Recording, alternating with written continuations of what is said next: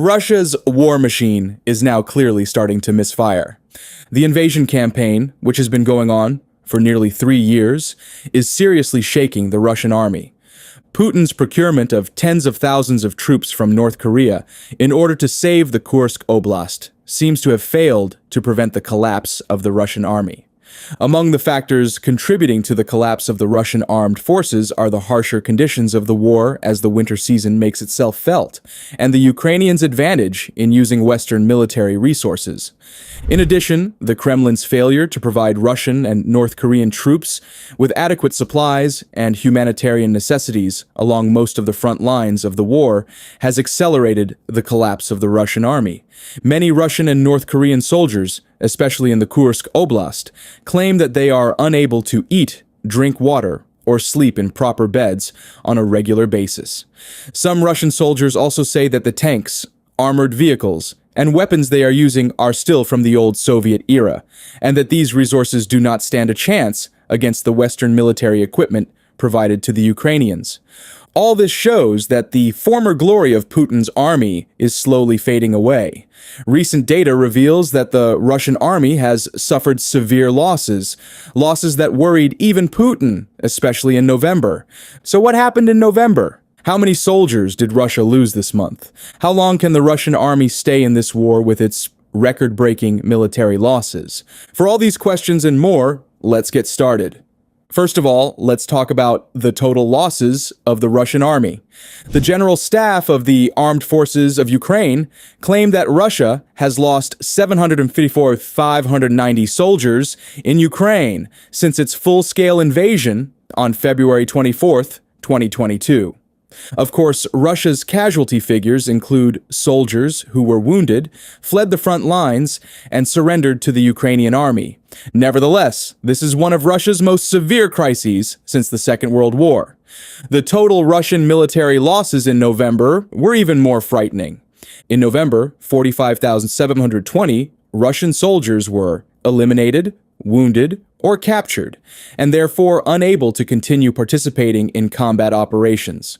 According to the Ukrainian Defense Ministry, this is equivalent to more than 3 motorized rifle divisions of the Russian army.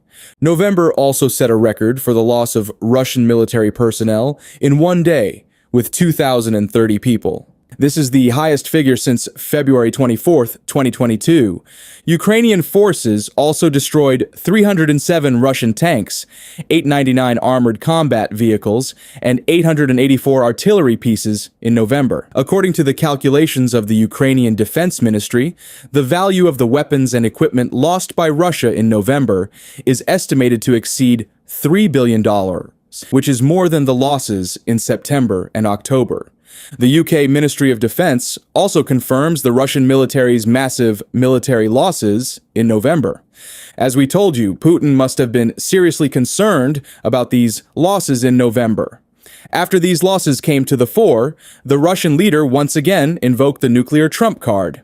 However, such threatening steps do not reduce the military losses of the Russian army. On the contrary, Putin's constant invocation of the nuclear trump card paves the way for the West to support Ukraine even more. This is causing the Russian army to face more and more military casualties every day. In a parliamentary hearing on this critical process, UK Defense Minister Tony Radakin stated that Russia has lost almost half of its combat capability in Ukraine. According to Tony Radakin, the Russian army fired 10 million artillery shells last year, but at best, it can only produce 1 million shells a year. In addition, according to Radakin, the Russian army has lost 2,500 tanks, and at best can produce 200 tanks a year. Radakin described the invasion of Ukraine as a catastrophic failure for Russia, and praised the gains made by the Ukrainian army in the ongoing counteroffensive. According to him, Ukraine, even in the last few weeks, has reclaimed more territory than Russia took last year. Mr. Radakin also spoke about support for the Ukrainians. The United Kingdom is second only to the United States in providing military assistance to Ukraine. In total, the UK has committed $12.8 billion to Ukraine. Of this amount, $7.8 billion was recorded as military support.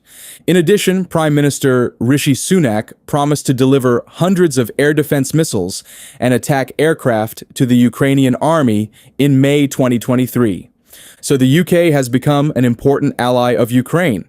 Thanks to Western military aid, Ukraine was able to stall Russia's invasion and frustrate Putin's war efforts. Of course, the Ukrainian army also suffered military losses. Throughout the more than 1,000-day war, Kiev has been tight-lipped about the losses it has suffered in resisting Russia's full-scale invasion. But Ukrainian leader Volodymyr Zelensky rarely acknowledged this figure. According to Zelensky, more than 43,000 Ukrainian soldiers have lost their lives on the battlefield since the beginning of the full-scale war. Zelensky added that 370,000 soldiers were wounded and needed medical assistance, and about 50% of the wounded returned to service. The acknowledgement of military casualties came after Zelensky attended the reopening of Notre Dame Cathedral at the invitation of French President Emmanuel Macron. Prior to the ceremony, Macron had arranged a meeting between Zelensky and the U.S. presidential candidate at the Élysée Palace residence. Last week, Zelensky denied media reports that 80,000 Ukrainian soldiers had been killed and 400,000 wounded, saying in an interview with Japanese news agencies that the death toll was much lower. However, the Ukrainian leader's latest statements now make the overall casualty figures much clearer.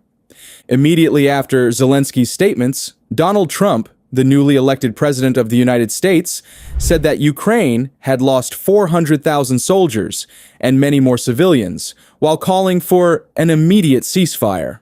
Trump added that he knows Putin very well and that immediate action is needed. The U.S. leader did not specify whether his figure included those killed in action or only those wounded. A closer look at the military casualties on both sides shows that Russia is in a much more tragic position. Of course, given Zelensky's recent statements, Ukraine has also suffered serious military casualties. But the Russian army is now in an insurmountable situation. In this regard, U.S. Defense Secretary Lloyd Austin discussed a very important data.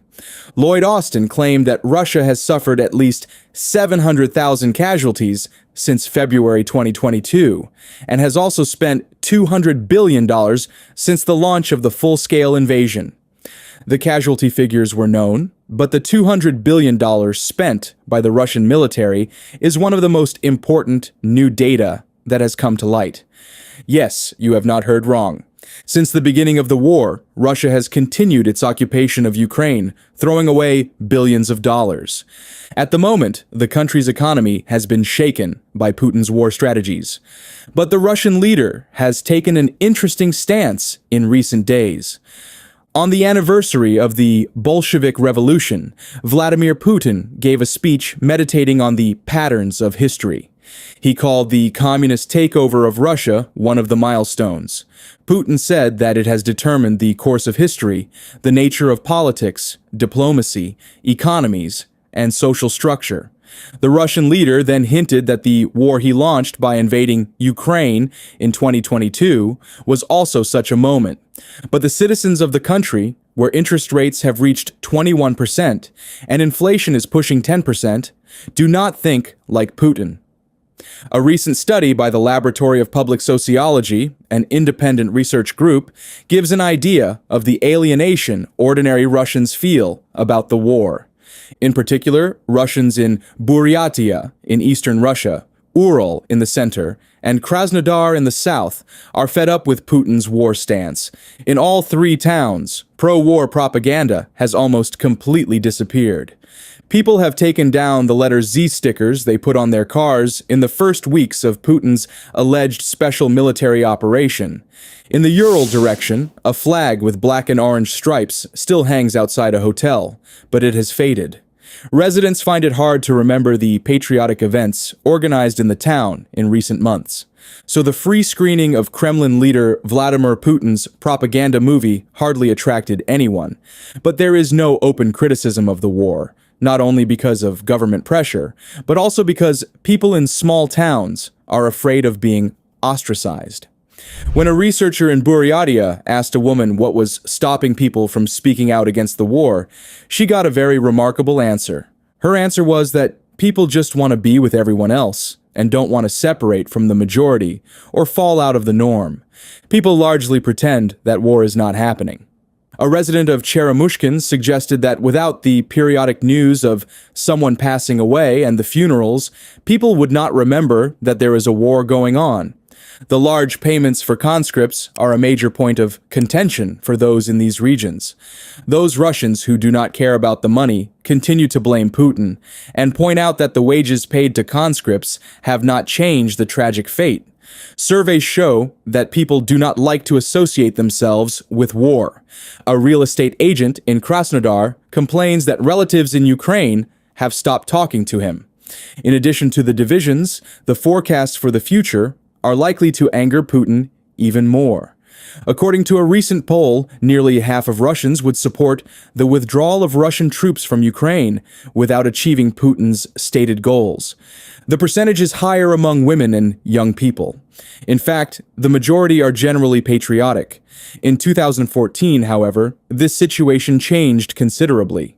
In 2014, following Russia's seizure of Crimea from Ukraine and the resulting Western sanctions, respondents were evenly divided on whether it was better for Russia to be a great power, respected and feared by other countries, or to have a higher standard of living. By 2021, with the economy stagnating, prosperity trumped great power status by 60% to 30%. Half of Russians want closer economic ties with the West, twice the share of those in favor of autarky. In a poll conducted just after the start of the war in 2022, only 25% expressed a desire to annex more Ukrainian territory. Even some hardline militaristic bloggers are dissatisfied with the war, despite the continued advance of Russian forces. One of them, Maxim Kalashnikov, published a statement by a Russian soldier about a medical outpost on the front line. According to this statement, the Russian army has no way out.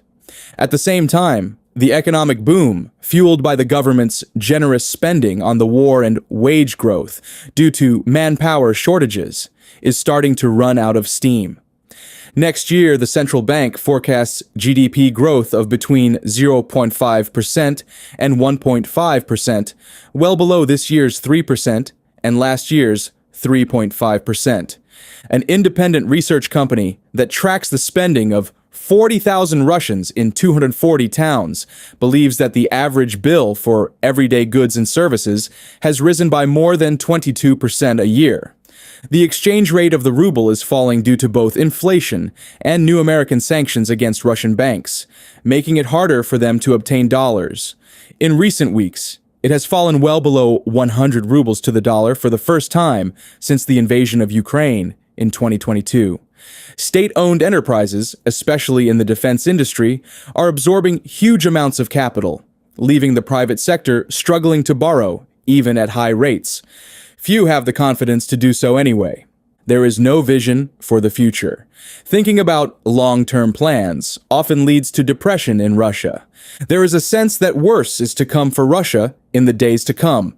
Oleg Vyugin, former deputy governor of the central bank, explains that in order to pay for the war without cutting other spending, the government shelved a rule that required it to save all its extra income in a rainy day fund when the price of oil rose above $45 a barrel. Instead, the government started spending its savings. But the fund is dwindling fast, so the government has had to raise corporate and personal income taxes starting next year. Also included in the projected revenue for next year is a fine of 600 billion rubles, or $5.3 billion, for crimes that have not yet been committed. According to Oleg Vyugin, former deputy governor of the central bank, none of this is about to bring the economy to its knees, but neither is it sustainable indefinitely. Mr. Vyugin argues that the government faces a choice between cutting military spending, which would cause a recession, or continuing to spend lavishly, pushing inflation higher, which would then require even harsher medicine. The sources, an independent business news outlet, suggest that depriving the armed forces of cash is almost unthinkable. It is impossible not to acknowledge the cycle of overheating and downturn that war and sanctions have wrought on the Russian economy.